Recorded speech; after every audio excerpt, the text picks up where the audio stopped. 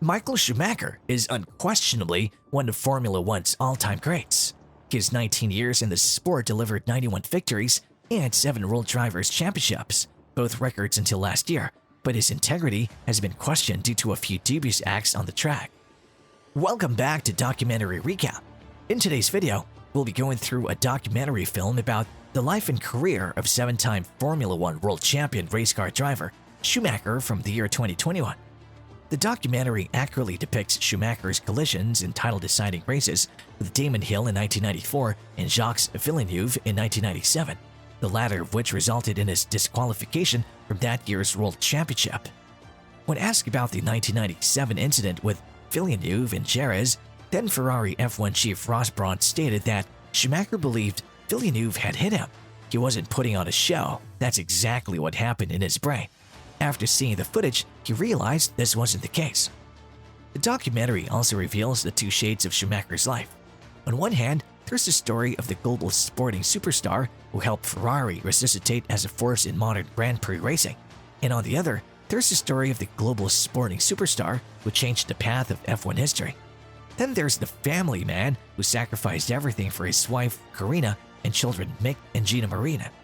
And in the end, as his final F1 season unfolded with Mercedes, it was their draw that ultimately drew him away from his first love.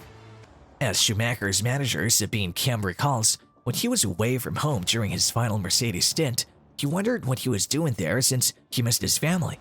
He pondered why he was so far away, realizing that it wasn't as vital as it once was. More important to him was his family. Moving along with the documentary, we see his F1 insights. With Netflix having access to FOM's historical library, there's a nice splash of racing action from significant points in his career.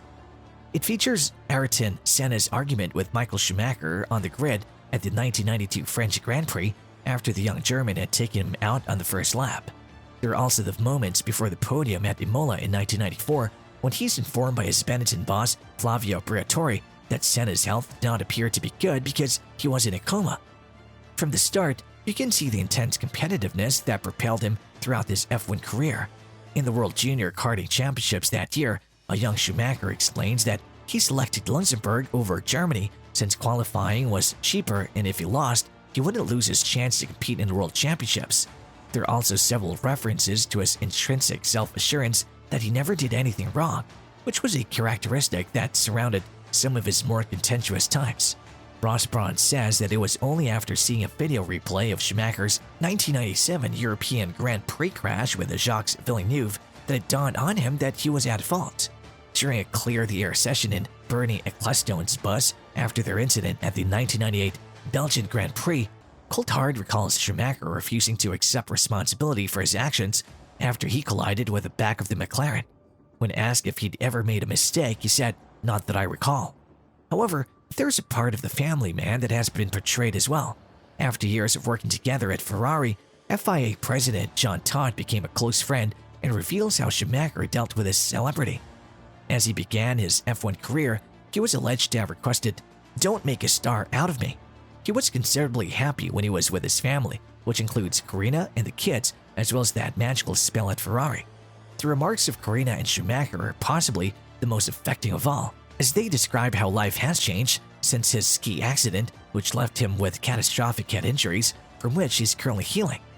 And for Schumacher, who has been very private about his father in public, the rawness of this situation comes through in the film's last minutes, as he remembers the many joyful times he shared with his father as a youngster. He notes that, of course, since the incident, these experiences, these moments with his parents, which he believes many people had, are no longer present or present to a reduced amount, and that, in his opinion, was a little unfair. When asked about the potential of discussing his motorsport experiences with his father, Mick simply responds saying that he would give up everything for that. What are your thoughts about this documentary? Comment below.